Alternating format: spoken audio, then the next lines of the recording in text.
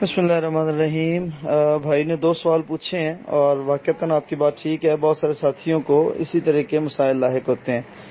اکثر ایسے ہوتا ہے عموماً کہ کوئی بھائی آؤٹ آف فیملی رہتا ہے، سعودیہ میں رہتا ہوتا ہے، دبئی میں، کویت میں، باقی ممالک میں، تو کیا اس کی الگ سے قربانی ہوگی اور گھر کی الگ سے قربانی ہوگی؟ ایسا نہیں ہے۔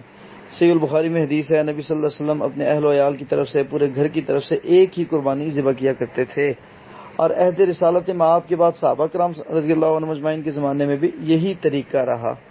اب نبی صلی اللہ علیہ وسلم کے 10 حجرے کم از کم بنتے ہیں، ٹھیک ہے، جو آپ کی زوجات مبارکہ تھیں، امہات المؤمنین، تو ان سب کی طرف سے ایک ہی قربانی وہ کی جاتی تھی۔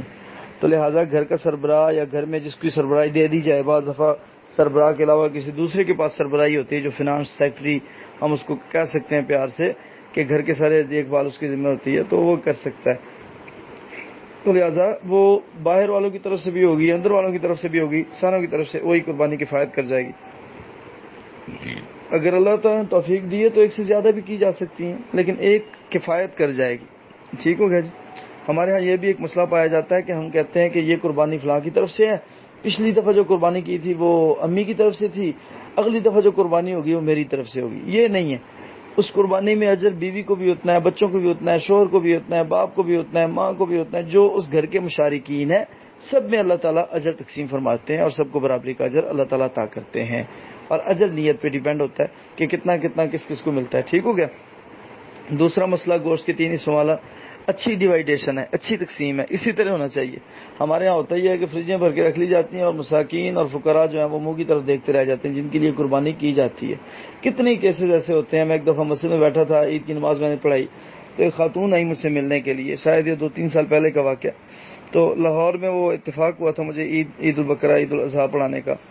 عید میں نے پڑھائی تو ایک خاتون آئی ملاقات کرنے کے لیے، تو مجھے پتہ چلا، انہوں نے مجھے بتایا کہ بیٹا میں گھر ہوں، تو میں نے یہ بتانا تھا کہ میری جو ہے وہ 4 بچیاں ہیں، تو میں بیوہ خاتون ہوں اور میرا کمانے والا کوئی نہیں ہے، تو تقریباً جو ہے وہ 1.5 سال ہو گیا کہ کچھ نہیں کھایا، مطلب گوشت کچھ نہیں کھایا، مراد ہے گوشت نہیں کھایا ہم نے۔ تو پچھلی عید پہ بھی ہمارے گھر جو ہے وہ ایک بندہ عشاء کے بعد دے کے گیا تھا، وہ بھی غالباً 1 پاؤ یا 1.5 پاؤ کے قریب گوشت تھا۔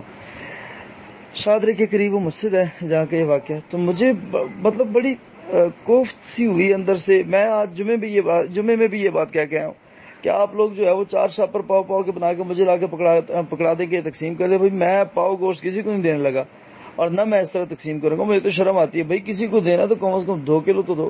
آپ 10 گھر کور کرنے کے بجائے 5 گھر کور کر لیں، لیکن ان کو اچھا گوشت دیں، اور کوشش یہ کریں کہ گھروں کو کور کر لیں۔ ٹھیک ہے؟ اللہ تعالیٰ کے راستے پہ دینا ہوتا ہے، تو کوشش کریں قربانی میں سے چلو 3 حصے بنا لیں، ایک خاندان، رشتہ داروں، دوستوں میں، اور دوسرا غریبوں میں، اور تیسرا اپنے گھر کے لیے رکھ لیں۔ اللہ تعالیٰ آپ کو خیر دے۔